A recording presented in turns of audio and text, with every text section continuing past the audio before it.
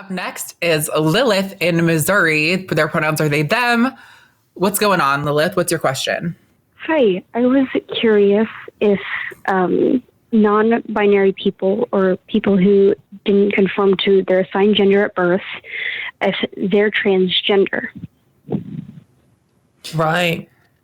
So this is like a topic of debate in the trans community. I guess my default position, and I think I say this every episode at some point, is there's only two reasons I really think that I care about labels. One is for describing things for ease of communication, and one is for like politically addressing oppression and irrational prejudice.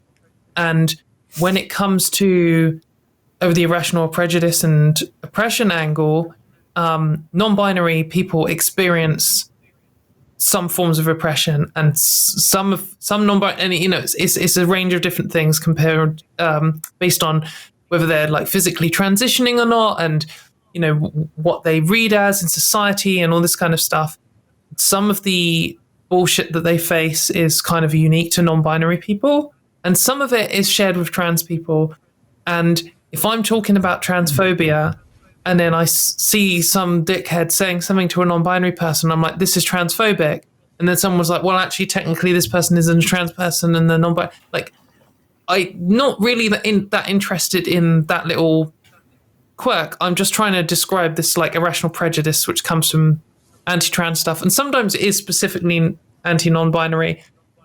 So really, as long as I'm describing the oppression and addressing it, whatever. When it comes to describing people, I don't really need to describe other people. I can let them work that out. So if a non-binary person comes up to me and says, I'm a non-binary person and a trans person, I'm like, cool. And if another one comes up and says, I'm a non-binary person, I'm not a trans person, I'm like, cool. Yeah. It is interesting though. I know maybe some people don't like if I bring up like DSM or anything like that, but like even by like those kind of definitions, like it's someone who has either like the, dysphoria towards the gender they were assigned at birth, or the persistent marked desire to be recognized as a gender other than the one they were assigned at birth.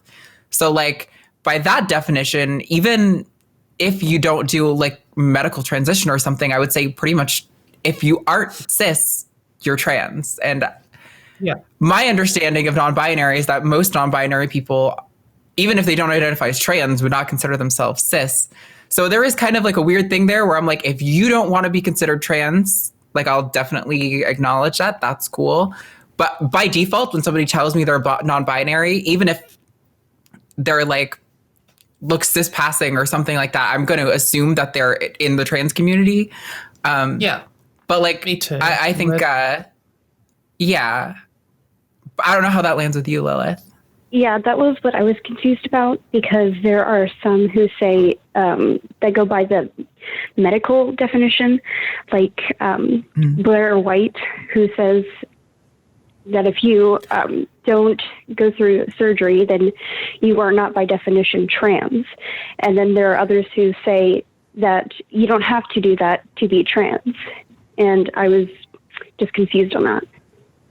Yeah. So I think to be clear, like, I would say that is an inaccurate medical definition to begin with. That is more of like I want to discriminate against non-binary people position, not really a scientific or a medical one. That being said, even when I say like I'm approaching from like a dysphoria medical perspective, I'm like, my understanding of that includes non-binary people, even those who don't seek to transition. So there is like discrepancies in understanding on these matters. I think, and Blair White is that position is terrible. Let me say it straight up. That position is fucked up. And I don't endorse that position, even if sometimes I know some people don't like how I convey those points. But yeah, to me, someone who's non-binary, I would probably default assume they're trans, even if they don't transition. Like that's just definitionally, they're not the gender they were assigned at birth.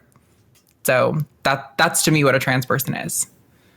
Like these things, rule of thumbs, where they're like not always true, but it's a good like guideline. And like, I can start off by saying this. I can't think of a rule of thumb off the top of my head now for an example, but when someone says, oh, it's a rule of thumb, my rule of thumb is if Blair White is saying it, it's probably bullshit. So that's a good starting point. I think I don't know what Blair White's actual exact position on this is, and I don't know if you're necessarily summing up what she says quite right or not. But if the claim is you're not a real trans person unless you've had genital surgery, I mean, I don't think she meets that criteria. So right. I just, there are some people who love to say that. There are people who love to draw these little arbitrary lines in the sand. You're not really this unless you. That's when I say there's only two reasons I care about labels. That's me confronting this type of person. There are people who want these rules because they're insecure about who they are, or because they want to try and escape the oppression they're facing by throwing other people under the bus, or a number of different reasons. Elitism is another strong one. And all of those reasons are garbage. If someone comes over to me and they're like, hey, I'm a non-binary person. They've not had genital surgery. They didn't, wish they were a girl from age 5. I can be like, hey, well, this person has a different experience to me. If they're facing transphobia, then I can't just stop it. And if they're describing themselves as something, then I'm going to listen to how their description is. And beyond that, whatever. If they're not facing transphobia, then 100. Good for them. Yeah, they can go live their life. But, what do you think? Yeah, thank you for taking my call. I appreciate your show. Absolutely. And I thought who else to call better than you two, because I disagree with a lot of what Blair White says, but I am... Same. I don't want to seem like I know everything when I don't. Yeah. And come off really ignorant. Absolutely. I totally hear what you're saying. And I think there's sometimes people like Blair White who will be like, what? You don't even know about this niche experience. Well, I don't know that Blair White does this, but I'm people who go hard on the exclusionary trans medicalism will be like, what, you don't have this niche trans experience? Clearly you aren't a real trans person or something. You're just some blue-haired SJW or some weird wacky shit like that. No, fuck that shit. If you don't consider yourself cis, you're trans to me. I think by that definition, even people who look cis passing are going to experience, like Katie pointed out, transphobia, and I'm not okay with that, and I seek to stop that. So, I think, oh wait, what? Damn, I just lost my thought. What was the last thing you said about before that? I had a good point. Piss. Sorry. Anyway. Thank you for calling, Lilith. I hope that answer was helpful. And if it wasn't, I hope you call back and that we can continue the conversation more. We do have to move on because we have one more caller and we're pretty much at the end of the call-in portion. But thank you for calling. That was helpful. Thank you so much. Thank you. Awesome. Thank you. Bye. I always think it's funny when someone's worried about looking ignorant and speaking with too much confidence when we're talking about Blair White. Yeah, right. The fact that you're not confident makes me feel like you're probably a little bit further on the what's the curve of Dunning-Kruger. Yeah.